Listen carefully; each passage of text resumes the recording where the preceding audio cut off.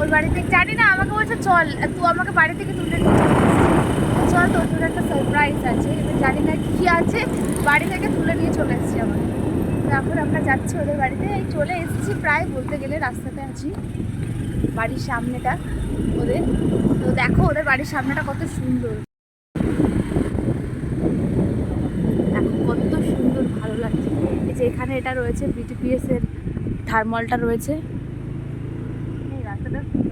রাস্তাটা খুবই সুন্দর। দেখো আমার তো খুবই ভালো লাগে, এদের এই জায়গাটা খুব সুন্দর লাগে। বিকেলবেলাটা আর সকালবেলাটা দারুণ, খুব সুন্দর, মানে ওয়েদারটা ঠান্ডা ঠান্ডা থাকে, খুব ভালো লাগে। দেখো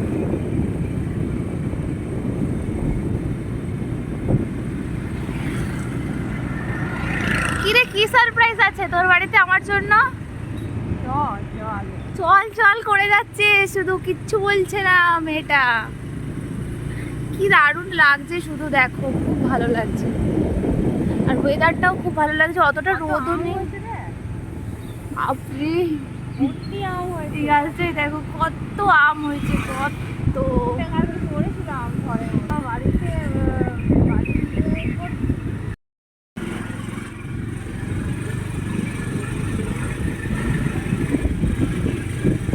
এটা যেন কি মাঠ আছে মনে, দিলীপ মাঠ।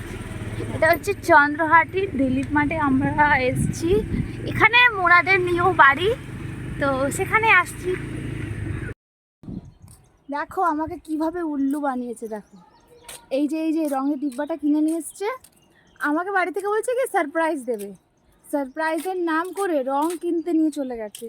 রং কিনে নিয়ে এসে আমাকে এখন বলছে কি দেখতে এই ওয়ালটা, এই তুই কি ঠিক